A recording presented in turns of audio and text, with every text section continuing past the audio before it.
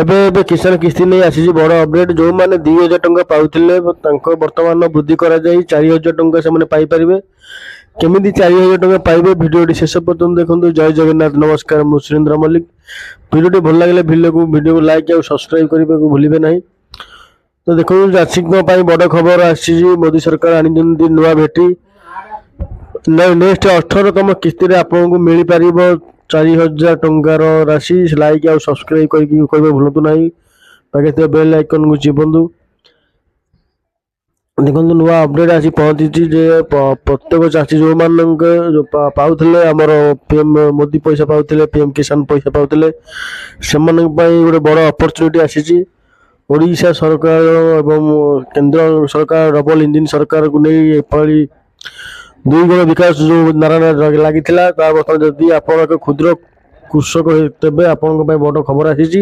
PM କିଷାନ ସମ୍ମାନ ନିଧି ଯୋଜନାରେ କିସ୍ତି ପରିମାଣ ବୃଦ୍ଧି କରିବା ପାଇଁ ପଦକ୍ଷେପ ନିଆଯାଇଛି। କିଛି ବଜେଟରେ ମିଶନ ପାସ୍ କରିବା ପାଇଁ ସରକାରଙ୍କ ପଦକ୍ଷେପ। 18ତମ କିସ୍ତିର ପରିମାଣ ବୃଦ୍ଧି କରିପାରନ୍ତି ସରକାର। ଏଥିରେ ପୂର୍ଣ୍ଣ ବଜେଟ୍ ସରକାର ଏବଂ ବଡ଼ ନିଷ୍ପତ୍ତି ନେବେ ବୋଲି ବେଶ ଚର୍ଚ୍ଚା ମଧ୍ୟ ଧରିଛି। ଯଦି ଏହା ଘଟେ ତେବେ ବଡ଼ ଉପହାର ରହିବ ବୋଲି ଲୋକଙ୍କ ପାଇଁ ବଡ଼ ଆଶା ରହିବ ଏବଂ ବହୁତ ଖୁସି ରହିବେ ବୋଲି ଚାଷୀମାନଙ୍କ ପାଇଁ ଏକ ପ୍ରକାରର ସୂଚନା ମିଳିଛି। ତ ଧନ୍ୟବାଦ ଯେଉଁମାନେ ଏ ଭିଡ଼ିଓଟି ଦେଖୁଛନ୍ତି। ତ ଦୟାକରି ଭିଡ଼ିଓକୁ ଶେଷ ପର୍ଯ୍ୟନ୍ତ ଦେଖିଛନ୍ତି ବୋଲି ଆପଣମାନଙ୍କୁ ଧନ୍ୟବାଦ ଜଣାଉଛି। ଆପଣଙ୍କୁ ନିହାତି ଭାବରେ KYC କରିନିଅନ୍ତୁ। ଆପଣଙ୍କର ଯଦି ପିଏମ୍ କିଷାନ KYC ହେଇନାହିଁ ବା ନୂଆ ପିଏମ୍ କିଷାନରେ ଆପଣ ପଇସା ପାଇପାରୁନାହାନ୍ତି, ତ ଜଲ୍ଦି ଯାଇକି ପିଏମ୍ କିଷାନ KYC କରନ୍ତୁ ଏବଂ ଜନସେବା କେନ୍ଦ୍ର ଯାଇକି ଆପଣଙ୍କର ନିଜର ଚାଷ ଜମି ପାଇଁ ରେଜିଷ୍ଟ୍ରେସନ କରନ୍ତୁ।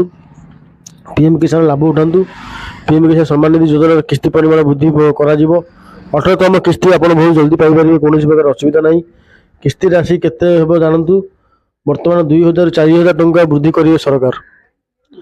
ବୃଦ୍ଧି ହେବା ନିହାତି ଆବଶ୍ୟକ ଅଛି ଏବଂ ବୃଦ୍ଧି ହେଲେ